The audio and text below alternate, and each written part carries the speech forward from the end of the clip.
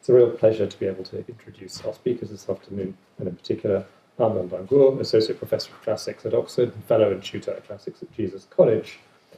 His PhD was completed at University College London in 1998, but before that he trained as a pianist and cellist at the Royal College of Music. He's published widely on aspects of ancient language, poetry and culture, but perhaps of greatest relevance to us today is his work on reconstituting the sounds of ancient Greek music, supported in part by a British Academy Fellowship 2013-15, and which has led to given rise to a number of media appearances. That's enough from me, Armand. You should perhaps take us through your journey into the sounds of ancient Greek music. Thank you very much. I'm just going to stand and give a very brief presentation, because what's important is that you hear these wonderful musicians, Barnaby Brown and Stef Conner. Barnaby's going to be playing the Aulos, the double pipe. We're not going to have a kithara player this time. This over here, so Stephanie will be singing. The singer on this, we don't know who he is, but I've suggested he might be Timotheus, who is this very avant-garde composer. We have some of his lyrics in Greek, one of them which says, "I don't sing the old songs, my new songs are better, Kronos for the old king, now Zeus is the ruler, get lost ancient music." It's a revolution, just like the genealogy of the gods. Zeus has replaced Kronos, and new music replaced the old music. Well, we never thought we would be able to really know what this music sounded like. The last 5 years has seen a revolution both in recreating ancient instruments, which Barnaby will talk more about, and in learning more about what the notation symbols of ancient Greek mean. This is a column from around 150 AD. On it is a Greek text. Above the text, to the lower part, are symbols. Let's have a look at a rather bad transcription of this. And what we find are Greek words, and you'll see here the Greek words, hoson, zis, phenu, miden, holos, silupu, while you're alive, shine, don't let your mood decline. That's what this little song says. Above those words are these symbols, and in Greek that's a sigma, there's a zeta, there's a zeta, and we know what those symbols mean. We're told what their relative pitches are. That is the rise of a fifth, ba-bum, ba-bum. Then there's that dum, and then down to a kappa, da-da-dum, dum, and so on. And we can then transliterate that into modern music, and we get this. Hoson zis phenu miden holos silupu prosorigon esti tozin hotelos ochronos apeti. Amazing. Music comes out of that stone, sung in 150 AD, and this is one of about 50 documents of ancient music with this notation, the earliest of which goes back to 408 BC, the music of Euripides. And one of the great products of this public engagement project has been the production of a film which you can find on YouTube called Rediscovering Ancient Greek Music, which has that reconstructed Orestes chorus from Euripides of 408 BC, sung by a choir, accompanied by Barnaby on the Aulos. So that was the epitaph, that's what it meant. This was the Orestes music, that 2-inch square papyrus, which leads to a fragmentary musical realization that was eventually put into a reconstruction by myself. The bits in the red boxes are what's on the papyrus, and the rest of it was what I worked out may well have been the kind of music that was produced as a result of this. There are complex reasons as to why I thought I could work out what the music was. The Aulos is the instrument that accompanied ancient theatre and accompanied that chorus. And I'm now going to hand over to Barnaby to say something about that. So this is a reproduction of an aulos found in the ancient Macedonian port of Pindar. And the original would have been buried, they think, between 400 and 350 BC. This reproduction is made in Scottish deer bone. I got my hands dirty, processing, collecting the deer, cleaning them, with help, I must say. It's been a wonderful adventure, but it's no good just receiving a beautiful reproduction of a superlative archaeological find. You've then got to make music. Thank you, Armand, for coming along at the right moment and sending me some scores, which were very interesting and very challenging. Now, as Armand has just said, there are some wonderful documents of ancient Greek music, but the first piece that Stef and I are going to play for you, sing for you, is actually where there's no notation at all. We will give you a little taste of Pindar's 12th Pythian ode. And the wonderful thing about ancient Greek, is that the rhythm is embedded in the poetry. So we get wonderful, complex, virtuosic rhythms out of this poetry. So we don't know what the notes were. That's our adventure. The notes are given by the instrument and by a few other documents. And it's, again, thanks to Armand's prompting, that I've been beavering away, trying to figure out those documents, the Aristides scales.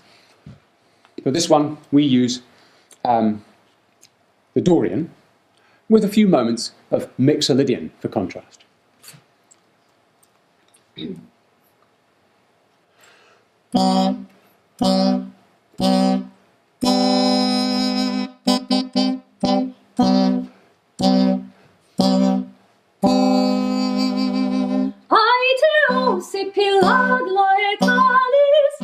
Protean polion, perse bonal sedos hat octais, et in melo motu, nae sacraganto seiud mato, colonna, oana. Hilo satanaton androtes neumenia, dixais nepano matarec, utonos eudoxoi midai, autonten in hella danica santa, decnai tangote, palmas in peoretras eian gorgonon, union trinon mia plexai satamba.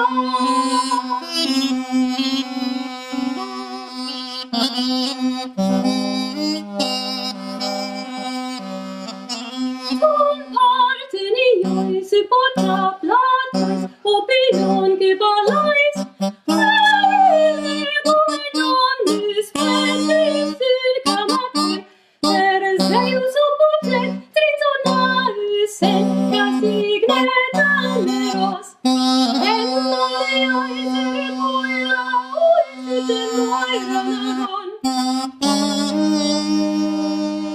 Et oi tutites passion Amaros animos, luros eson, voludectai, tibilatros efedon, luros. Oros eson totanon caion lecos, eumero, grana sulas ais meduisas.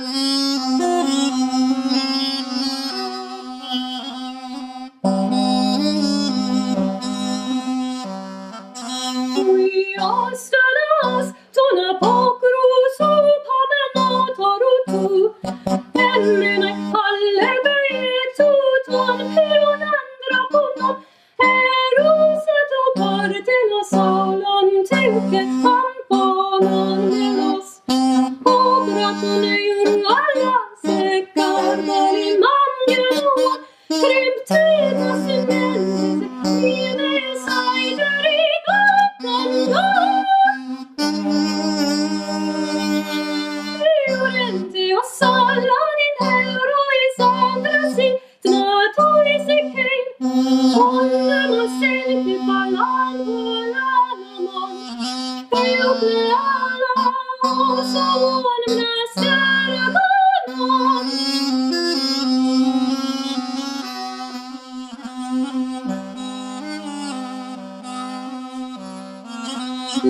Todiani som non calco, Damakai donacom, Tolvara palli coronai, oisi polin carito, Capisino sentimente, Pistoi coreutan mardires, Editi solvos en anthropois, Panne gamatu, O paineta, ectiti leutas in samerum, dai mondole more simoni alles dai granos, putos ocaitina et tirai balon, per palingroma sumendo sectorabo.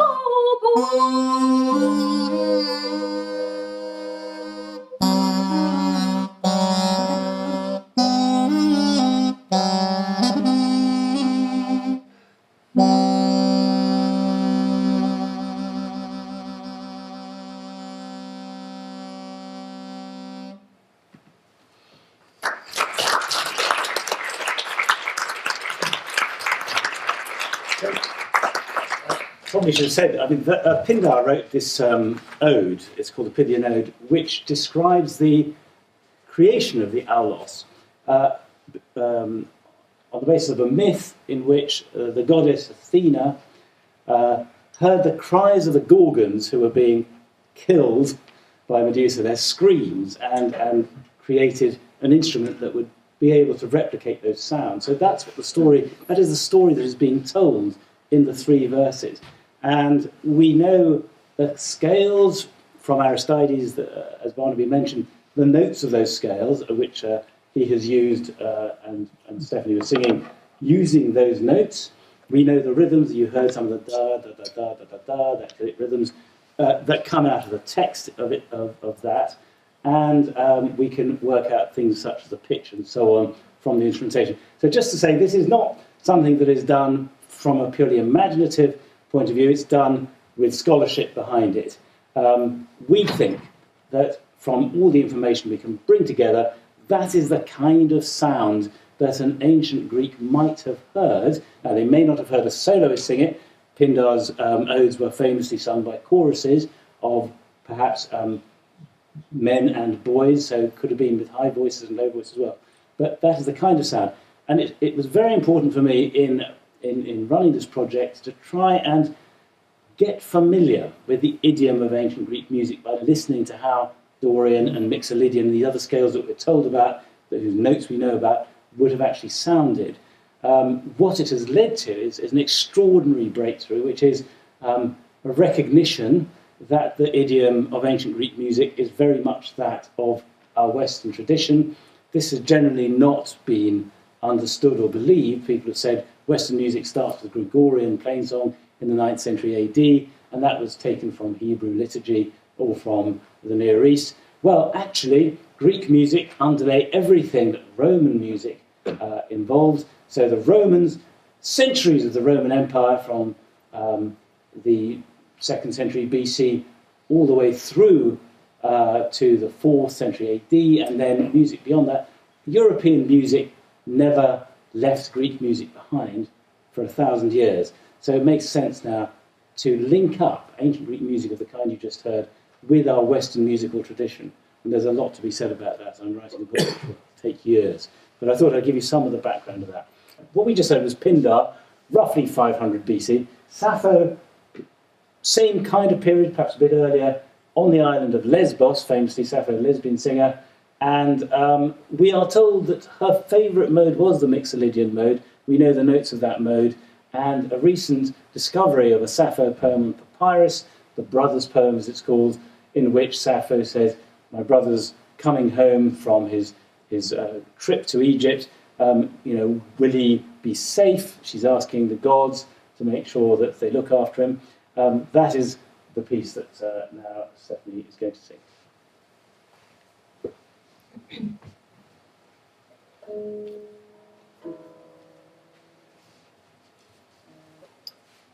I'm just going to give you a short taster of it because it seems we're time limited. But this is so the bit that I'm going to play you. This is all Armand's reconstruction of how the song might have sounded, and this is the lyre, the kind of instrument that Sappho supposedly played.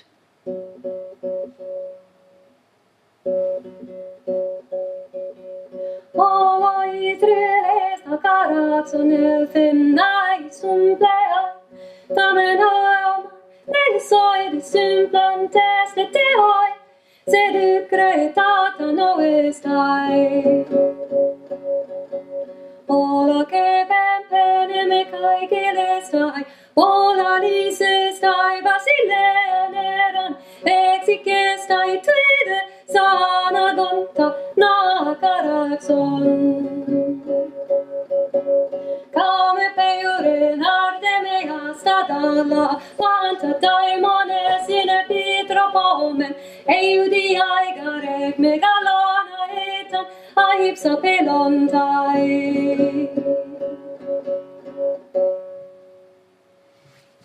So,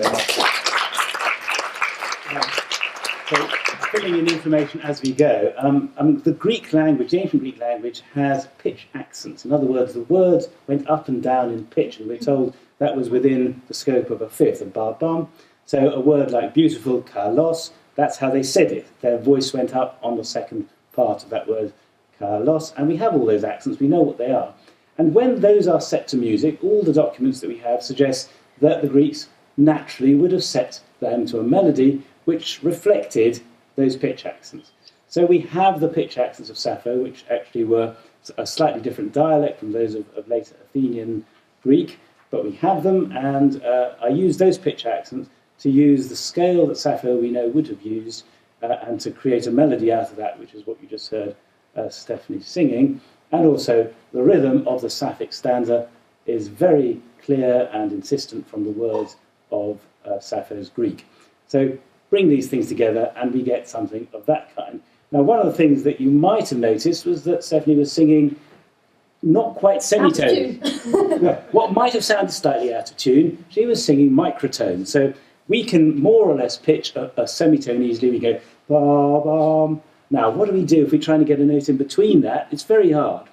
You know, we go da-da-dum. Actually, Stephanie did it brilliantly just now.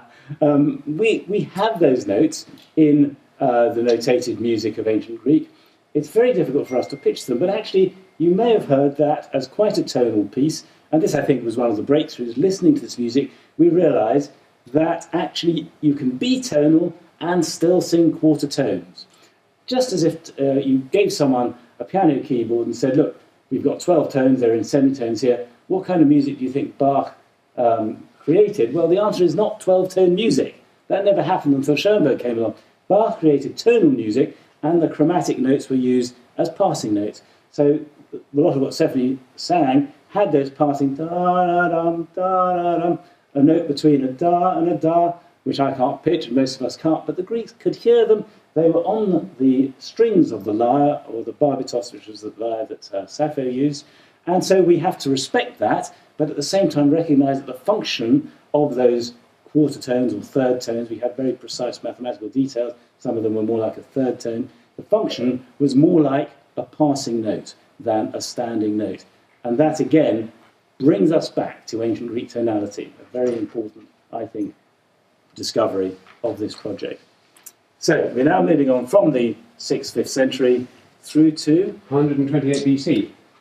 a lot later, but music of which we have an awful lot written on a stone. This is the music of the Delphic Paean, a song in honour of Apollo, the god, that was sung, we know, in 128 BC by 50 men and 50 boys. I'm afraid we're only represented by one, and the Aulos player, Athenaeus' Paean of 128 BC. 50 men.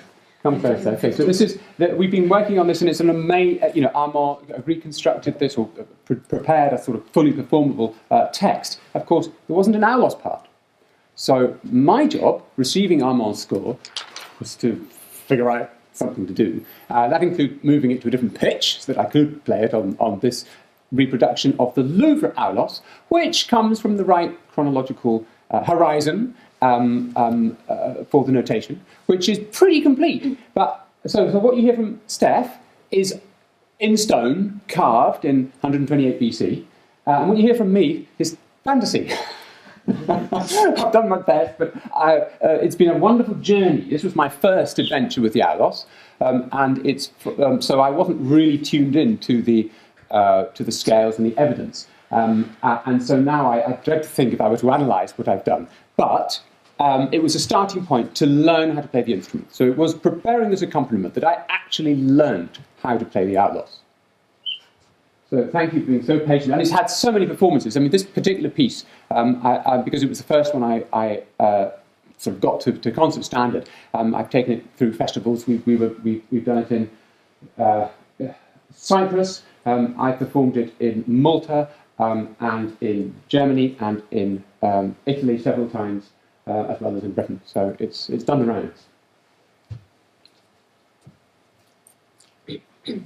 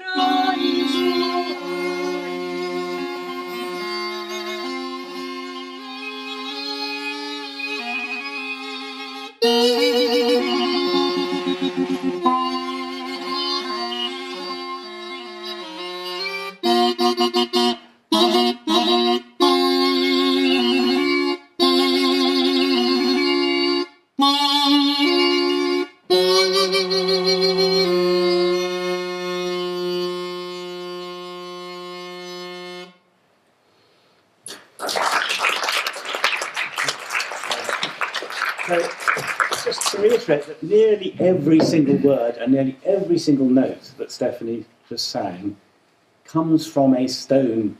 So that's not made up at all. We have those notes, we have those words. There were a few gaps that needed to be filled in, but they were filled in using the evidence of that particular stone. So Barnaby did this brilliant thing about reconstructing the Aulos. And one thing one should always remember, there was no recording in the ancient world. Every performance would have been different, and Aulos players were striving to compete with each other to do something different and special and effective. So there's no reason to think that that particular Aulos accompaniment was ever heard, but on the other hand, there's no reason to think that there weren't equally spectacular and wonderful accompaniments to those sounds and to those words.